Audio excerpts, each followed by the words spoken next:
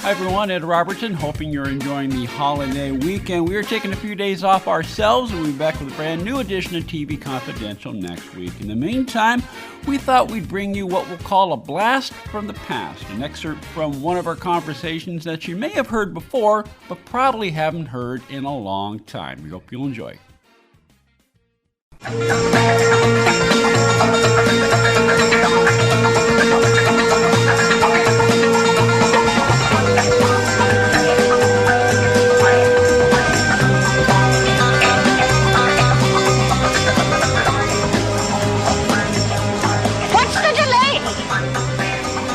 I'm sure I don't know, man. Better go check your fuse, Kyle. I ain't going in there. Listen, when the leader of the gang tells him to do something, don't he have to do it? Yeah, that's my understanding. But what makes you such a great leader, Hayes, is that you never tell no man to do a thing you wouldn't do yourself. You want to be leader? After you. December 30th, 1971, Pete Duel was killed by a gunshot wound, which...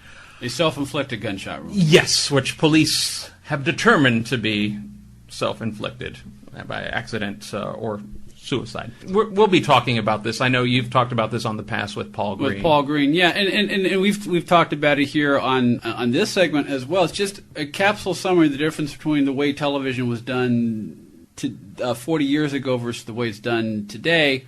It seems very cold that within not even 24 hours of the news, Universal ordered Roy Huggins. You find a guy to replace him, and because New Year's Eve was a Friday, New Year's was Saturday, so the first working day was Monday the 3rd. On Saturday, Roy got a call from Universal saying, replace him. Yeah. Go back to production on Monday, which seems very cold, but that was the decision. And they got Roger Davis, who did the voiceover, right, and because he was probably the only guy, the first guy, the only guy, that they can find. How did they explain that on the show in the context of the show? They didn't. He was the same character because he played the same character. He was Hannibal Hayes. He looked different and he sounded different. And he was taller. But that's just... But there was never, any... And I think if they were given a certain amount of time, and we're not talking a lot of time, but just a minimal amount of time... Weeks as opposed to days? Weeks as opposed to days, they would have come up with a creative solution to explain the departure of one actor and another actor. I mean, the whole point is that these are characters with aliases, so you would think that there could be another alias. But at the same time, I mean, it's one of the titular characters, so it's like you can't just change it to Alias Smith and Wesson or right. whatever, there would be another. They could have come up with something, not the perfect solution, but they could have come up with something other than either that or you discontinue the show. Yeah, which which was obviously not an option at the time. Right, because it was still doing very well for ABC at the time. And of course, both Pete Duel and Ben Murphy were major heartthrobs. Yeah. They were on Teen Beat, Tiger Beat, all those magazines. They were posters. They made appearances. Ben Murphy still makes appearances. The fan base for this show is phenomenal, especially in Europe. Really? Yeah.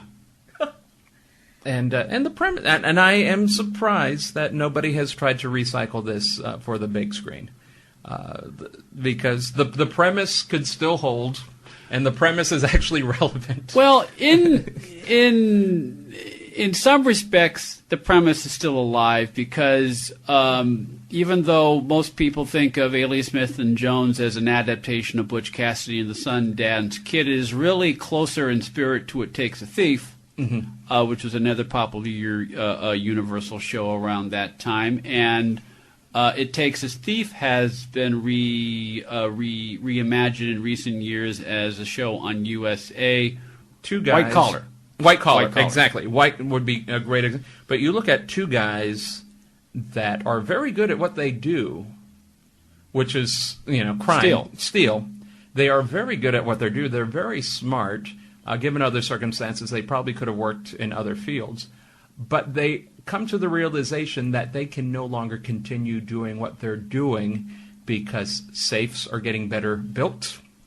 They're hiring better people to work in law enforcement, sheriffs at that time, because they came from a time where the sheriff in one town could be wanted in another town. Right. It's whoever is bold enough to wear the badge or whoever is the best guy with the gun. So, and they realize that things are changing and they need a way out of this life into something else. And that's, the essence.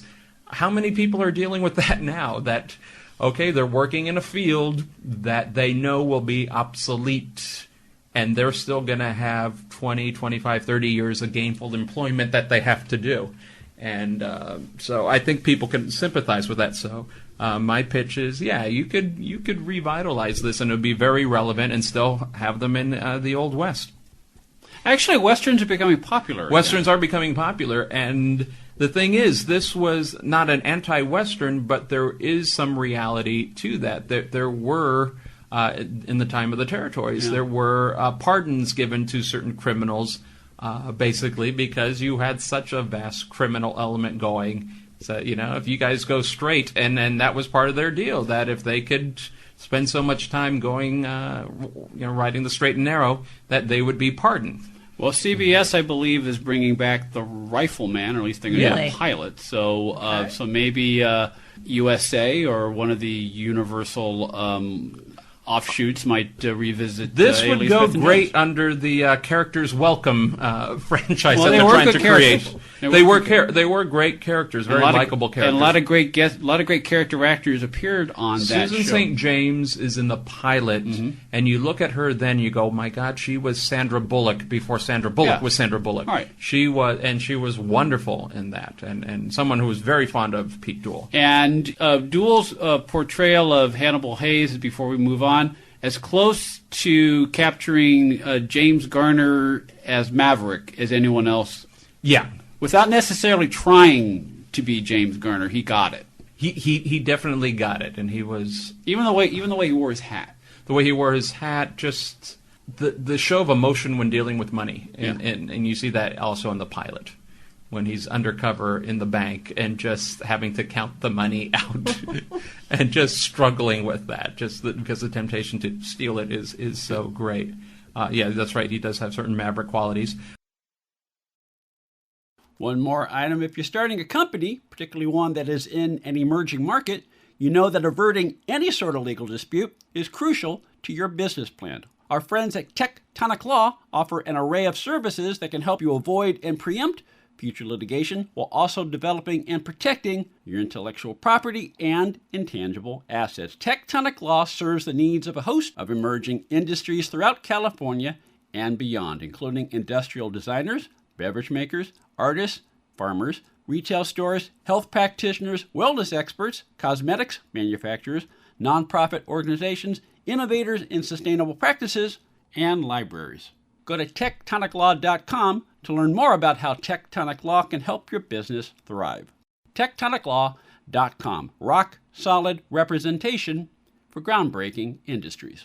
This portion of TV Confidential is brought to us by our friends at Front Porch Realty, the community of realtors in the Northern Bay Area of California that is committed to finding the solution that is best for their clients. Whether you're a first-time home buyer or looking to sell or lease your property in Northern California, call Karen Strain at 415-886-7411 or visit frontporchrealtygroup.com for more information on how they can help you. Be part of our conversation. If you like what you hear, have thoughts on this week's program, or have an idea for a future edition of TV Confidential, we'd love to hear from you. You can email us at talk@tvconfidential.net, talk@tvconfidential.net. You can also message us at facebook.com/TV Confidential, x.com/TV Confidential, or at TV Confidential on Instagram. And if you're listening to us on the TV Confidential podcast, please be sure to hit the subscribe button.